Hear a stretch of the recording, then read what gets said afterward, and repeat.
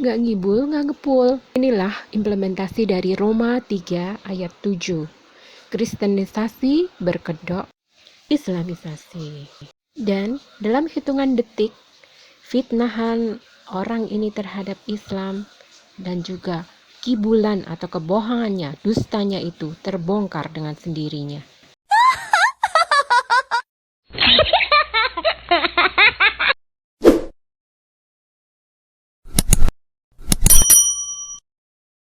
Karena saya sering juga umroh sampai ke Arab, saya kenal dengan Tunggu. Katanya umroh, tapi rambutnya Bu Cherry, bulet cat sendiri. Dari sini aja udah meragukan. beberapa pengusaha di sana, dan saya ada join dengan salah satu negara di Timur Tengah, yaitu dari Uni Emirat. Saya ngobrol-ngobrol, ada bisnis juga, ada satu niat juga, di mana saya ingin membangun satu Islamic Center. Saya ingin mengislamkan, What?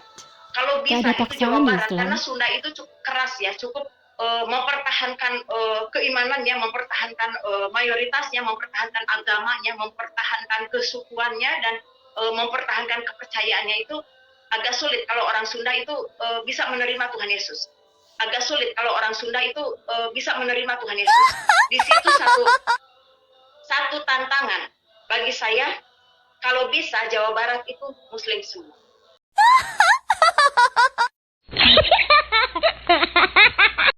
Bener-bener gak tahu malu nih orang.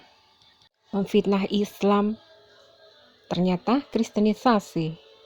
Dalam hitungan detik saja langsung terbongkar kedustaan dan kebohongannya itu.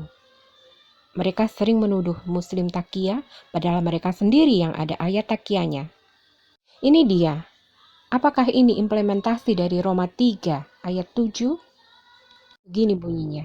Tetapi jika kebenaran Allah oleh dustaku semakin melimpah bagi kemuliaannya, mengapa aku masih dihakimi lagi sebagai orang berdosa?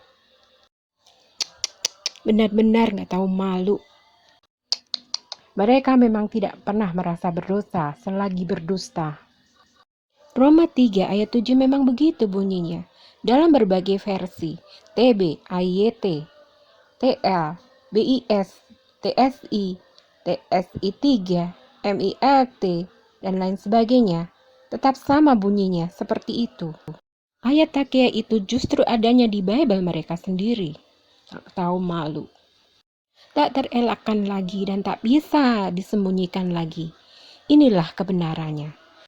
Kebiasaan oten-oten berdusta. Inilah inti ajaran mereka. Paulus sendiri berkata di Roma 3:7, kebenaran Tuhannya semakin melimpah oleh karena dustanya. Tak hanya di Roma 3 ayat 7, baca juga Korintus 12 ayat 16. Tetapi dalam kelicikanku, Paulus ini, aku Paulus ini menjerat kamu dengan tipu daya. Lalu di Korintus 11 ayat 17, aku Paulus itu bukan orang yang berkata menurut firman Tuhan, melainkan keyakinan seorang yang bodoh.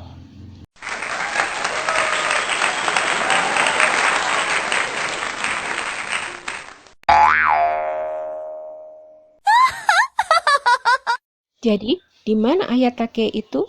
Di Bible Anda sendiri. Tapi, upaya kristenisasi itu tidak bisa berjalan di Indonesia, karena di Indonesia ada Keputusan Menteri Agama Republik Indonesia nomor 70 tahun 78, tanggal 1 Agustus 78 tentang pedoman penyiaran agama. Di Indonesia ini tidak dibenarkan penyebaran agama ditujukan kepada orang yang telah beragama. Dan juga tidak dibenarkan dilakukan dengan menggunakan alat pemikat seperti materi finansial. Juga tidak dibenarkan dilakukan dengan menyebarkan pamflet, buletin, majalah buku di daerah atau di perumahan umat beragama lain. Ini kan yang sering kalian lakukan, menyebarkan dusta itu kemana-mana. Juga ada larangannya. Tidak dibenarkan dilakukan dengan keluar masuk dari rumah orang yang telah memeluk agama lain. Jika masih nekat menyebarkan kedustaan itu, maka penjara menanti.